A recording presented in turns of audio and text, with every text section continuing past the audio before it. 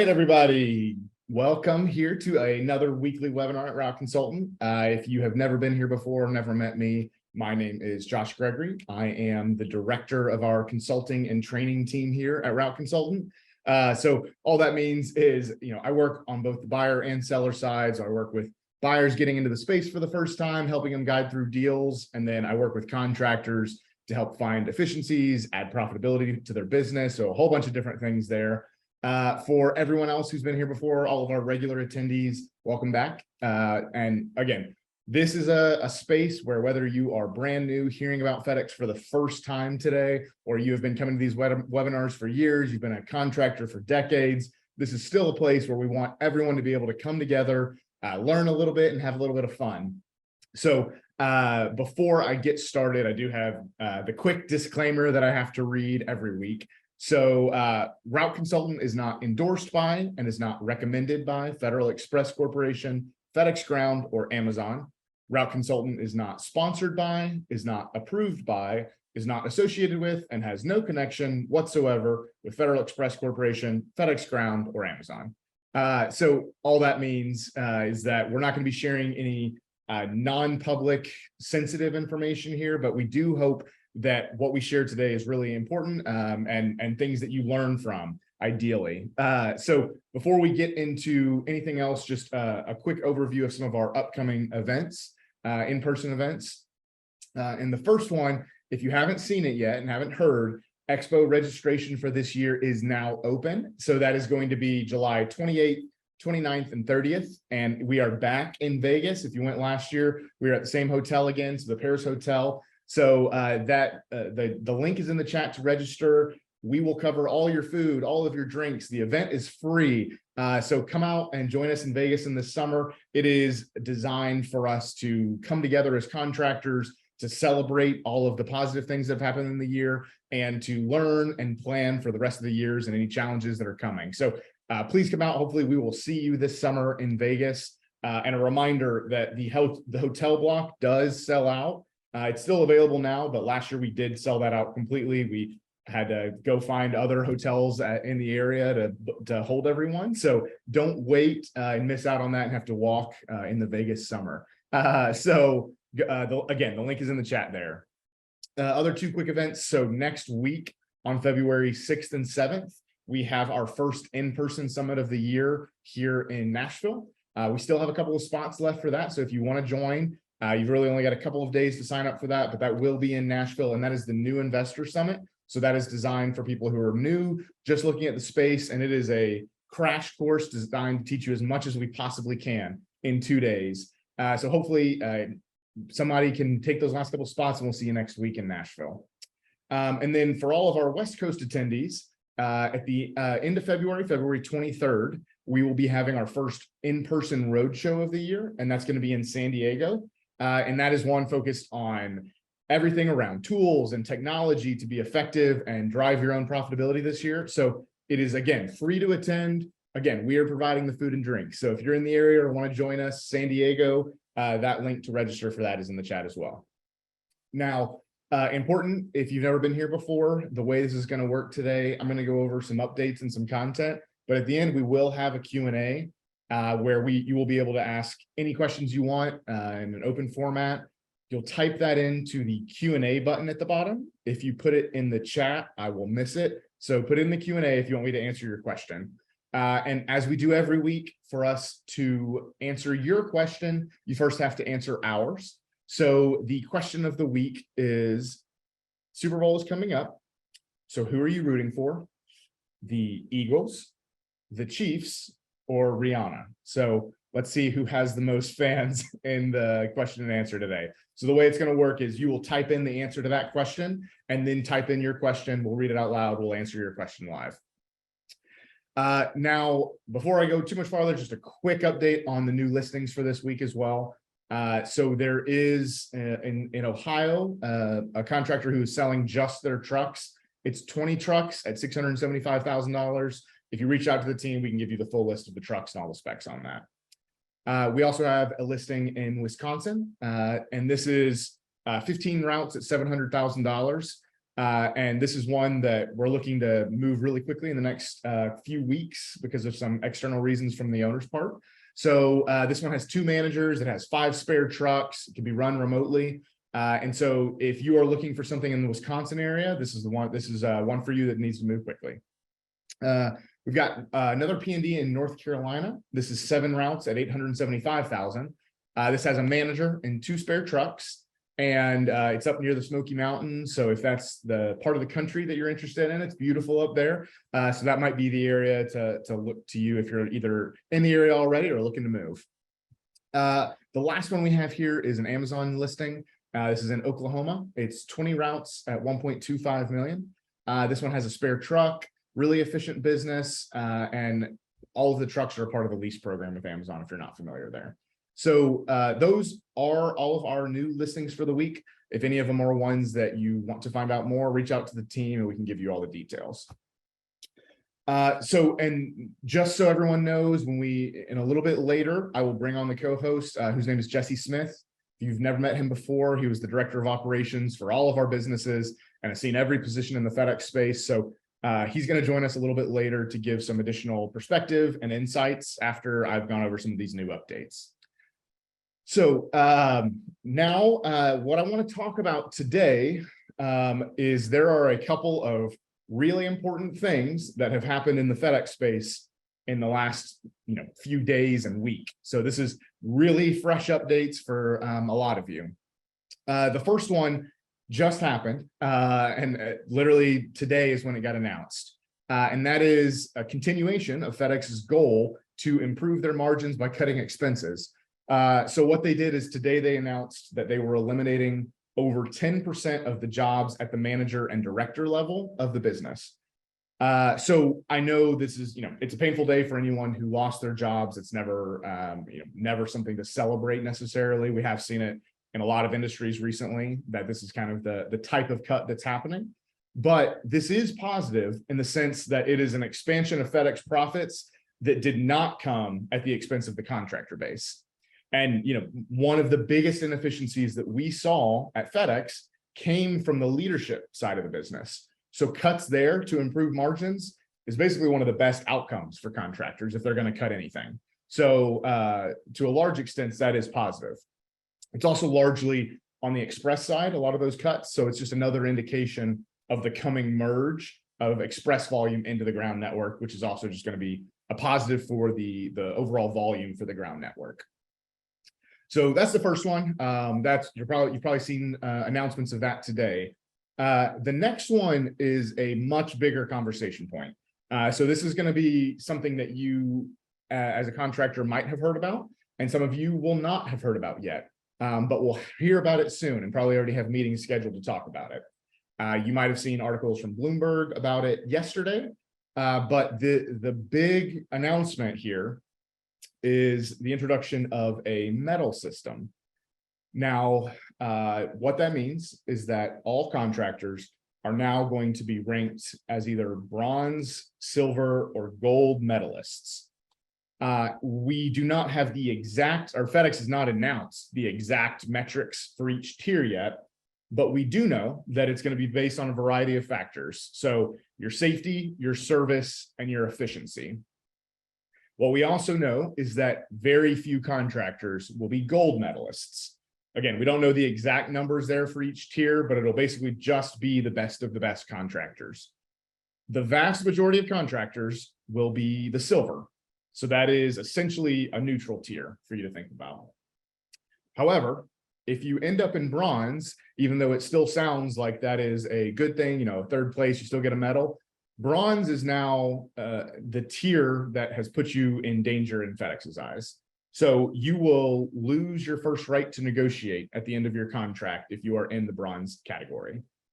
For those who don't know what losing the first right means, it's that at the end of your contract, if you have lost first right to negotiate, then they're basically going to open up the territory to allow others to interview for your territory as well.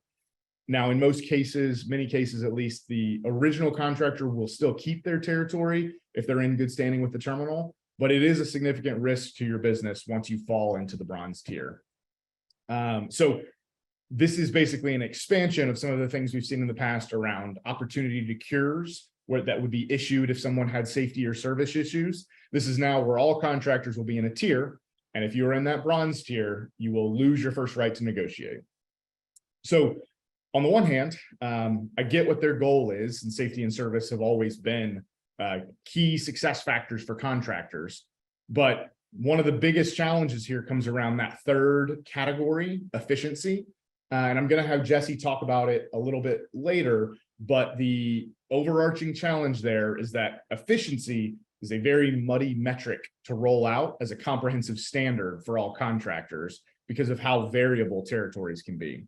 And those numbers are the key, what they're actually going to be monitoring you on when it comes to efficiency are some of the key metrics that we are waiting on to hear in the next couple of weeks on exactly what they will determine to be an efficient territory.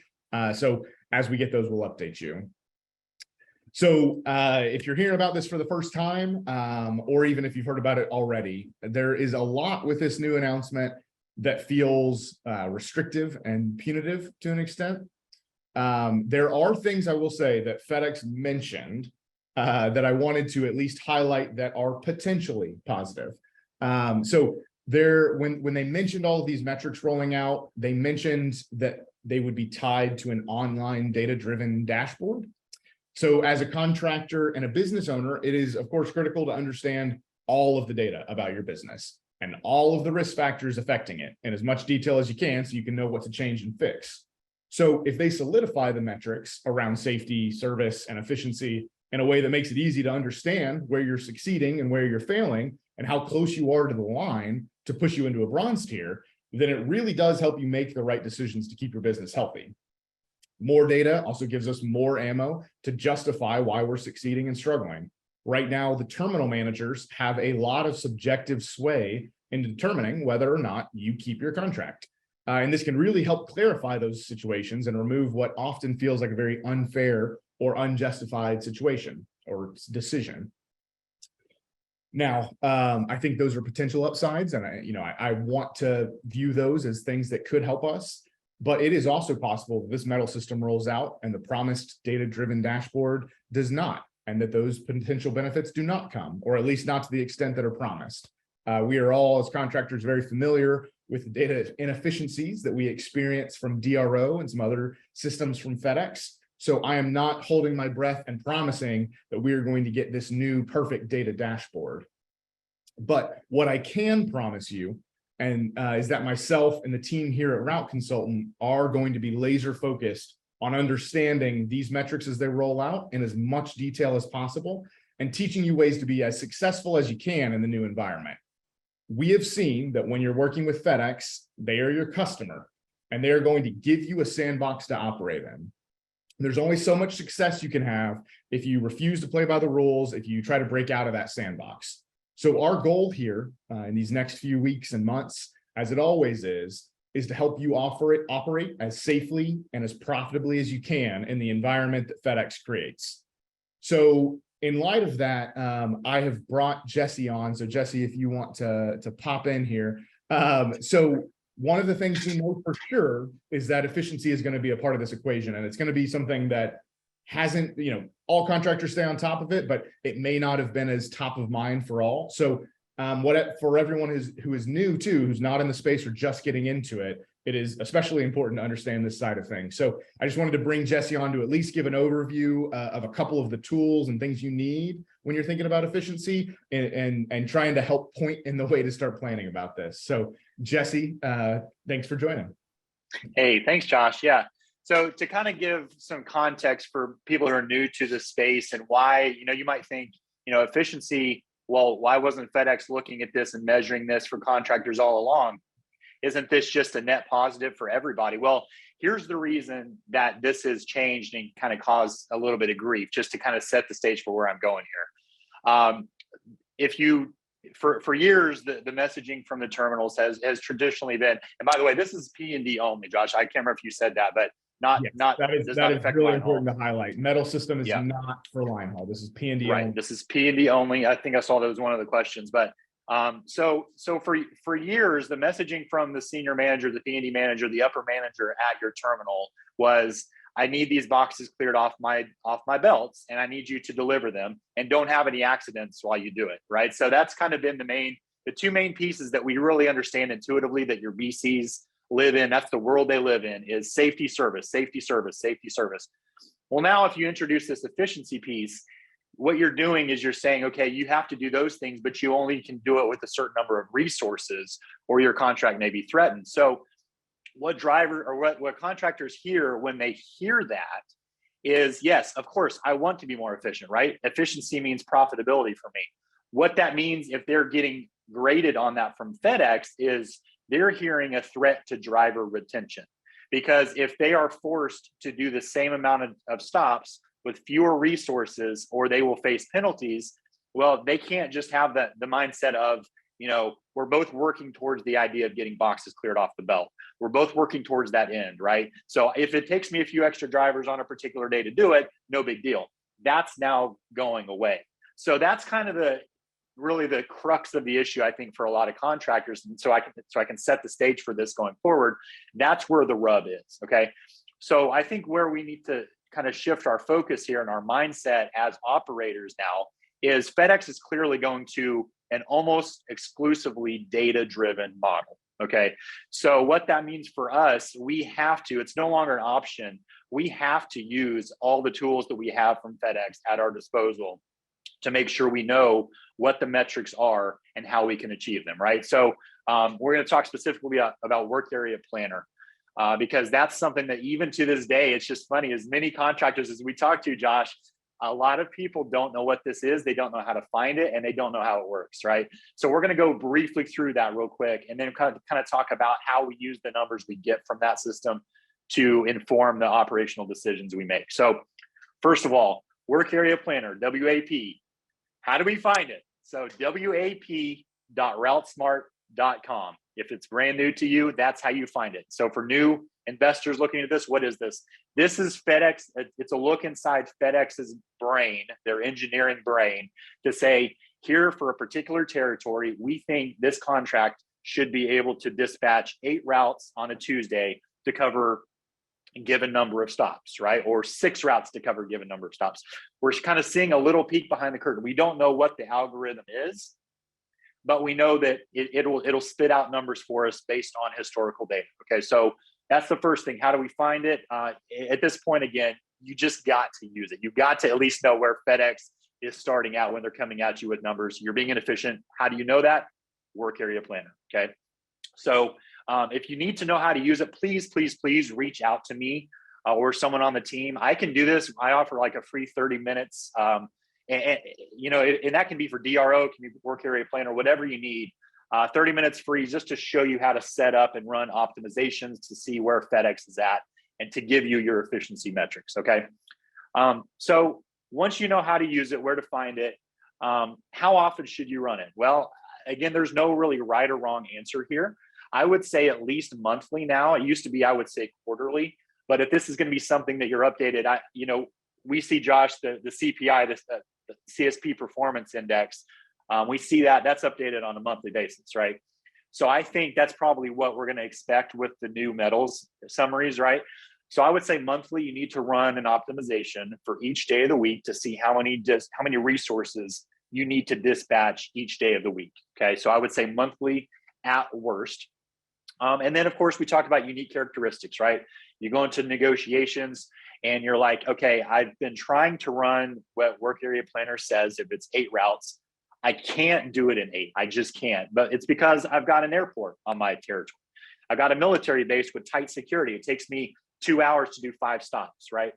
Those are unique characteristics of your territory that you have to submit. And there's a form for that we can give you, or you can get from FedEx to submit to help your negotiations process. Okay, the other issue we see with work area planner is that a lot of times the historical data is wrong. Okay, we'll see discrepancies between what it says. Okay, how many routes did I run, March 12th, 2022, right? And you only want to go 4 to 6 weeks back. So that's just a random number I threw out, right? But 4 to 6 weeks of recent data is what you want to kind of figure into your metrics when you're looking at efficiency. But if you look back and there's a discrepancy and you're like, that number, 1,000 stops, that doesn't look right? So go back in and compare that number to your daily service worksheet and see, maybe you can kind of figure out why the numbers are off. If there was a lot of preload data, you had a lot of stops, but maybe you had a service failure that day and you couldn't deliver 100 stops. Something like that might cause a discrepancy between the two. Okay. And then the $64,000 question here is, what if I can't meet my efficiency metrics that FedEx is telling me, right? Again, that's what everyone's asking. That is already sort of a widespread thing that we're hearing is, if there's something I'm missing, help me find it. And they reach out to us like, I need to be running 8 routes. I can do it in 9, 10 most days, but how do I get down to 8? That's something where you kind of need a customized solution. And again, something that we do a lot of here at Rock Consult, helping you figure that out. But that's really where a lot of contractors are kind of getting stuck. So what's happening is your dispatches are looked at regardless of how many boxes or stops go out on that. And so let me give you an example here. So a lot of contractors will do what's called an IC route, an incompatible cargo route. So this is going to be your oversized boxes. So let's say the manager sees that 3 of his drivers can't fit all the boxes on their truck. Okay, he's got a spare truck sitting there he can use to deliver these boxes. But in order to kind of give his drivers some relief, he'll pull off these oversized packages, or maybe a bulk stop going to a business it's just too many boxes for the truck, right? He'll pull off these packages, scan them to another work area. He will log in as a driver and he will go out and deliver the boxes himself, right? So you'll get a benefit to your drivers because they don't have as stressful of a day, because they're not stumbling over boxes and fighting boxes all day long in their truck, because they can fit everything. They can maybe walk down the aisle and get to all the boxes that they do have without that bulk stop or those huge oversized mattresses or whatever it is, right? So that's we would call that a net positive for our business from a driver retention standpoint. That BC, that manager going out and running those few stops, is considered a failure of efficiency because there's, say, only 6, 7, 8 stops, right?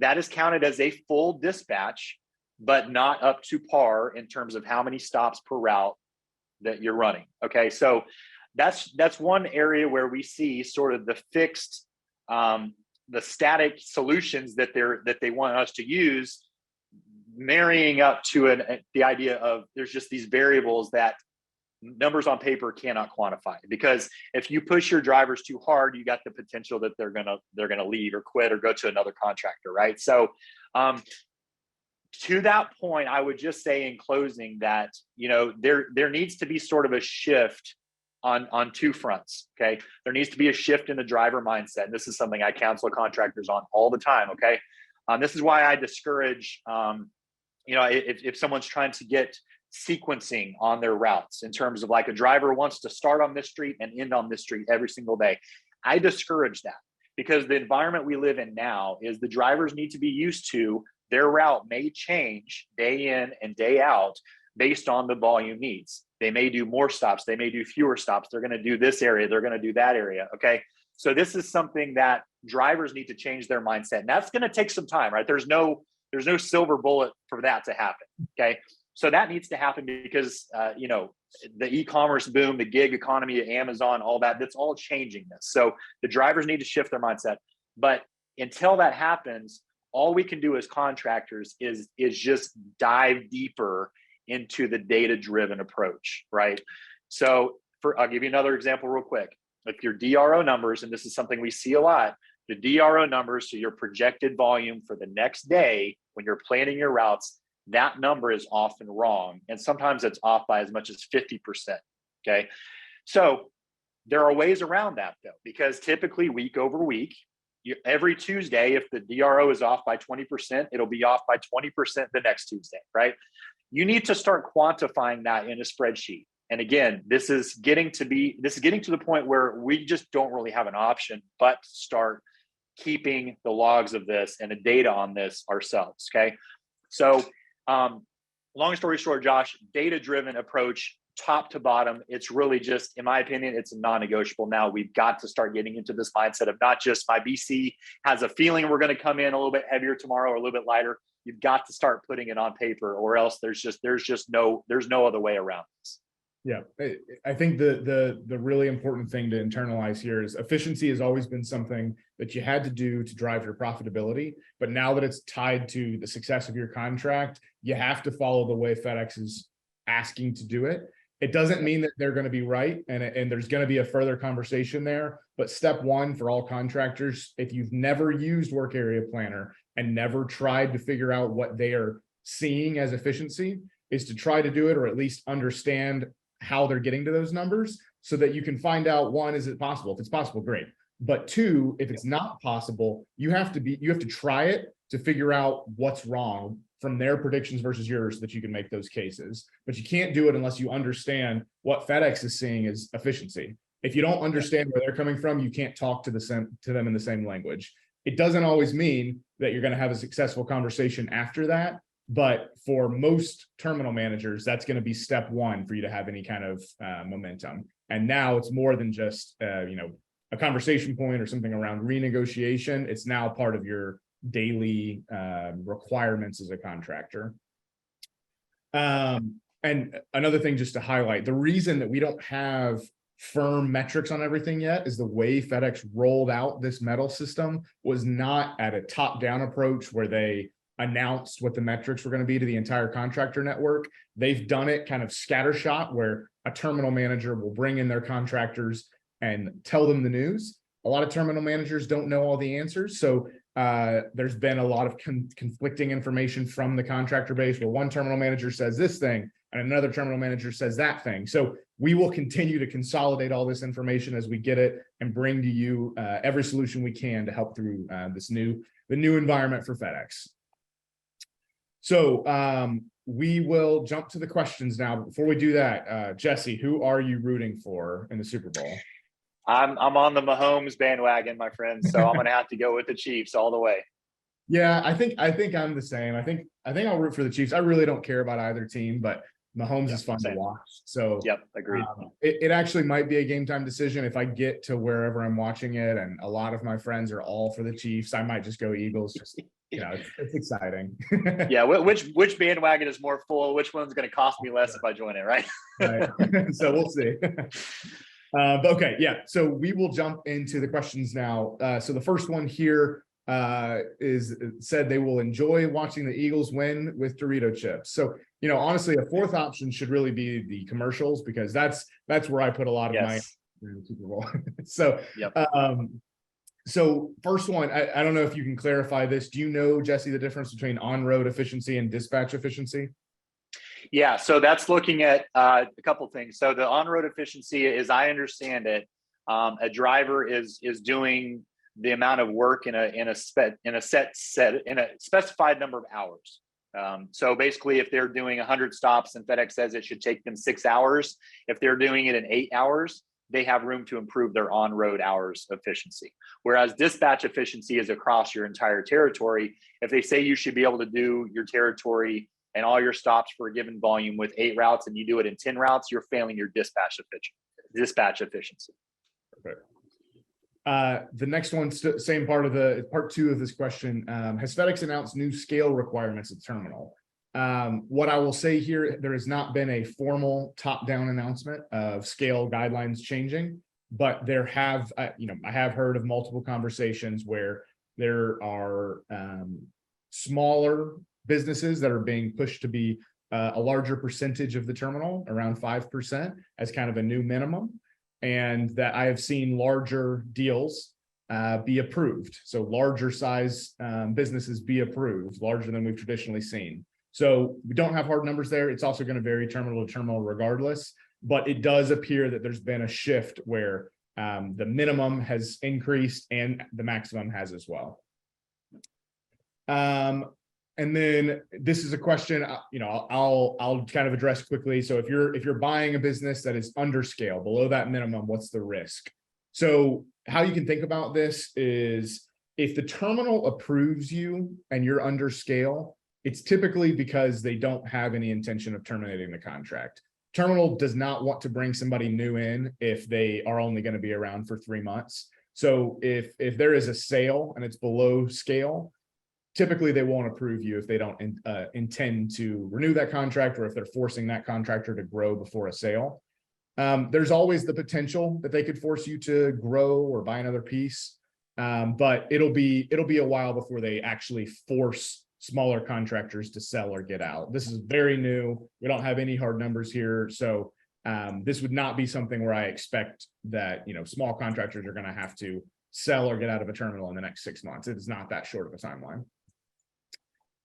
All right. So this is a quick one, Jesse. Remind everyone where, just at a high level, where do you find the work area planner? Yep, that's wap.routesmart.com. So it's the sister program to DRO. So instead of dro.routesmart.com, it's WAP for work area planner, wap.routesmart.com. And that is another question I saw in the chat. What's high level? What's the difference between work area planner and DRO? Yeah, it's DRO is what lets you make live changes to your sortation for the next day. Work area planner is a look back at your historical data to tell you basically, if you ran this many routes on a particular day with 1,100 stops or whatever it is, you can run it what's called an optimization. Very simple to do, but if you don't know how to do it, reach out to me. I can teach you, and it'll tell you how many routes you should have run. So that's why I say to do that monthly. Again, is keep recent data, because if your territory changes, I'm sure FedEx is doing some things every now and then to update what kind of things they're feeding their algorithm. I could be wrong about that, but I would assume they are. So I would do it, use most recent data to see how many routes you need to run each day of the week. Yeah. Now, the next question here, this is just kind of how do I think about rural routes versus urban when I'm thinking about efficiency? At a high level, I would say, first off, traditionally, how they thought about efficiency is based on the mileage of the routes. There's a certain number of stops they expect you to be able to achieve. So even if it's rural within a certain band, the number of stops that they expect you to achieve will be less. That doesn't mean it's perfect, but there is kind of a sliding scale based on mileage. So that's, we'll see. Again, they may release kind of the hard metrics that they're looking at there. They may not, but traditionally that is how they've looked at urban versus rural there. Yeah, and Josh, I would say on that, the two ways that I think in terms of rural versus urban or suburban is you're going to run up against a wall in one of two ways, right? So rural, you're going to be limited. And if you think of an 8.5 hour, 8 hour, whatever it is, workday for your driver, for rural territories, you're going to get running up against the wall of mileage, right? So drivers just cannot physically cover more than about, for most territories, 300, 350 miles is pretty much a max. Now, if you go out west and they're only delivering 6-7 stops, there are territories like that out in Montana and such, you can maybe cover 400.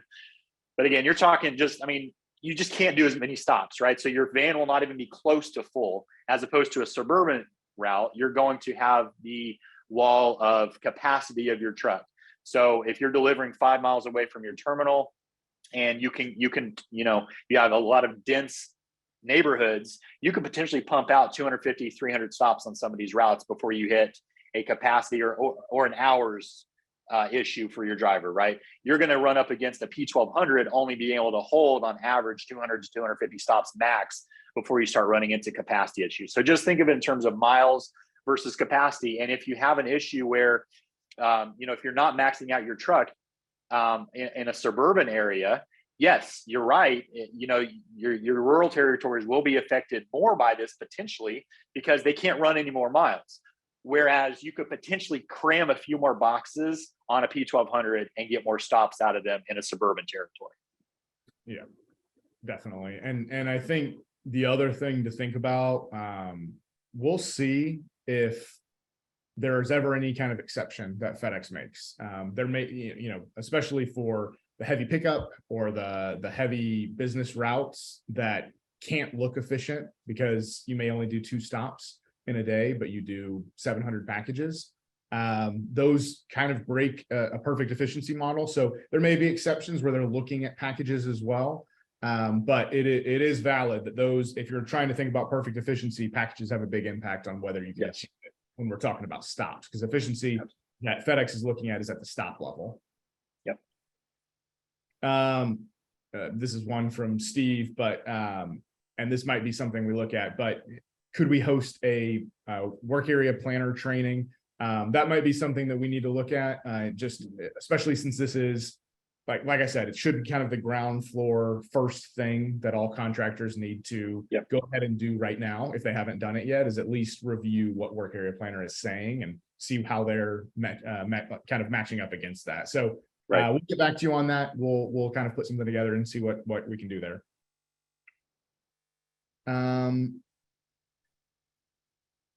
All right. I think it's a similar point. We don't know what exceptions will be made here, but weather is another factor.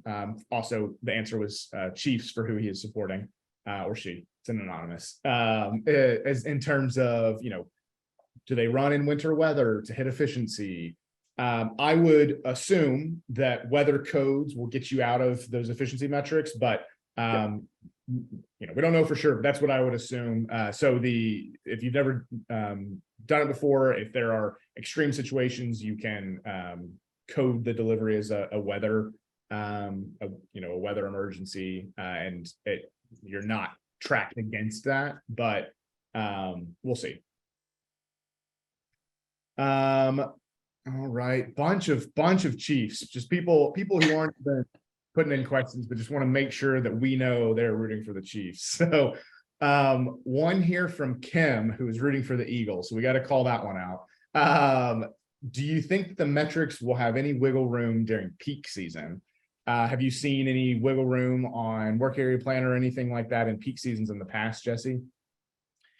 No, I mean, in my experience, peak season is just sort of an all hands on deck. Let's hope we can all get it done in one piece and safely.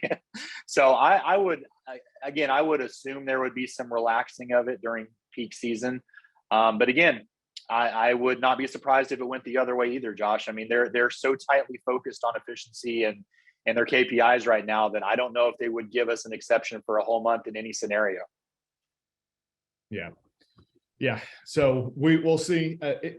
For a lot of cases, it is a lot easier to hit those metrics during peak season. It's usually you've got so many stops and so many hours that when we're looking, and your density increases so much too. You're right, but again, the rural territories, to the point that was made previously, that would be something that that would be a very uneven application of the metrics. Is if a rural territory just can't catch up as fast.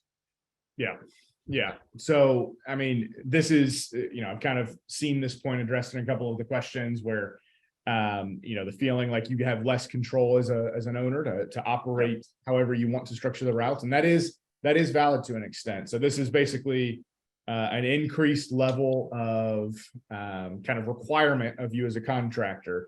And it's what I said previously, we can fight, we can talk about the ways to change it. But at the end of the day, to be efficient as a contractor, a lot of what you have to do is understand the rules that FedEx is laying out and do everything you can to be as successful and profitable as you can in the sandbox that they give you.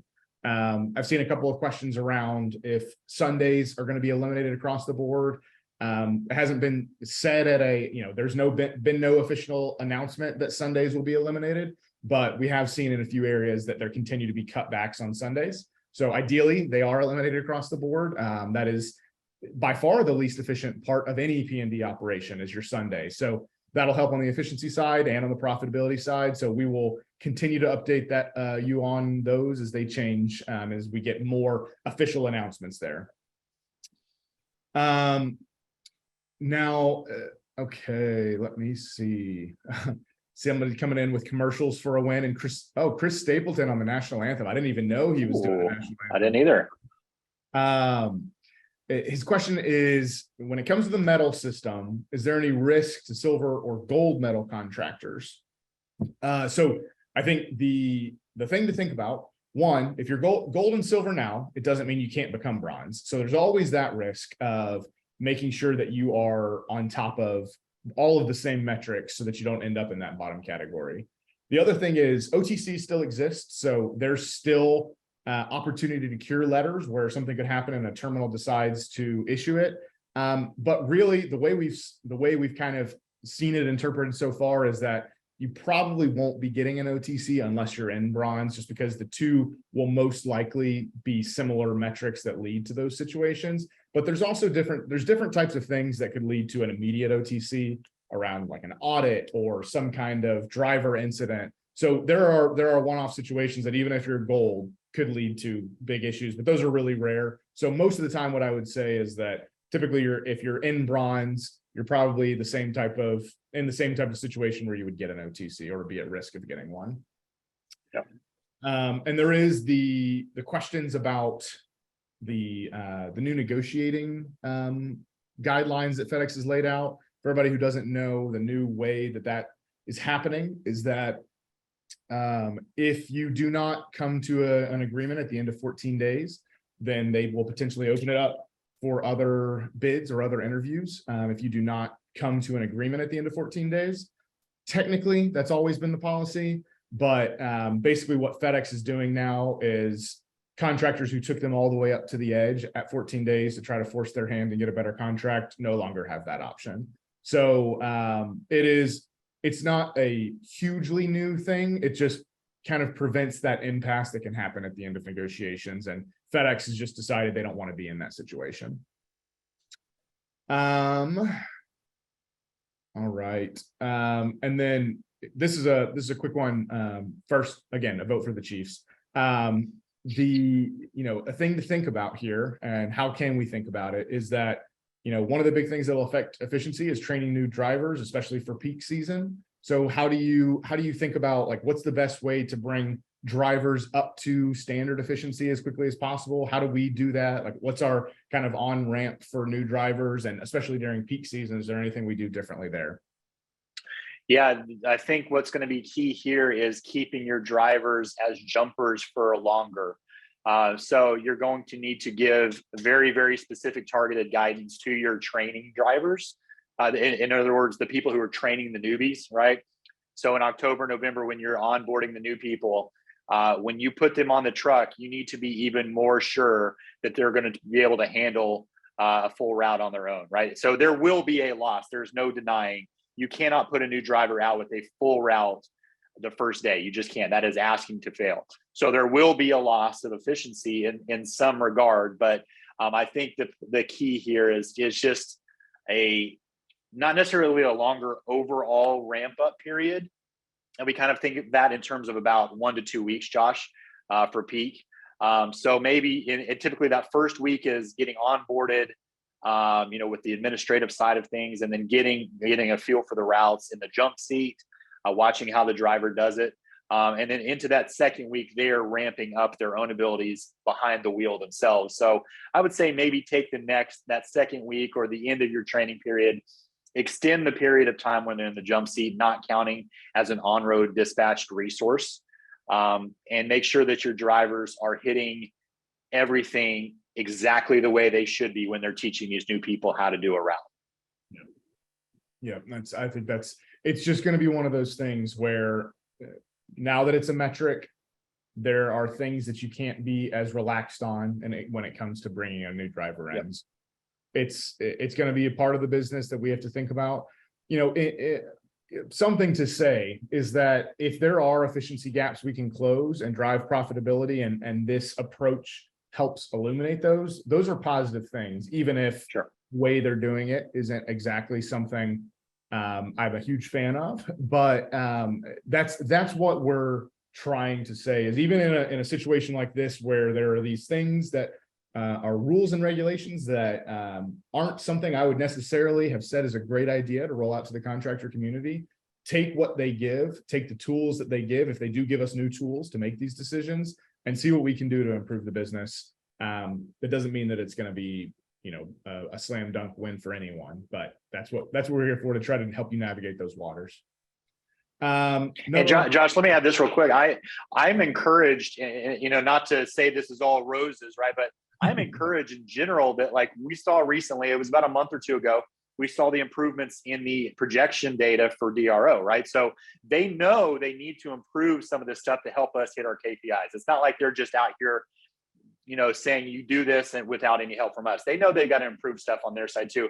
And I think as they continue to push these metrics, they're going to have to realize, if we're tightening how they do it, we're going to have to give them ways to hit it. Yep, that's right. Okay, the next question here is, will medal categories be disclosed during due diligence? Also Chiefs, sorry, forgot. I just see Chiefs so many times now, I almost skip over it. It's almost unanimous, except for that one Eagles guy eating the chips. I know. So will somebody's medal status be disclosed during due diligence for a new investor? Answer is yes. In terms of when it'll be available, a lot of contractors still haven't even been told by their terminal that this is coming out. Yep. So it sounds like what's going to happen is you'll find out monthly from the terminal, at least for the next couple of months until the dashboard is up and running. The other thing is, I don't know for sure because it hasn't officially been confirmed yet, but I would assume that as long as you're not buying this through a stock purchase, that you will have a fresh medal. You won't start with whatever they have. That's the way it works for any kind of safety record, anything tied to a business in all of these transitions. So I would assume it's the same here. So while it's important context to just know and be aware of, it should not be that you inherit a bronze status when you buy a business that has it.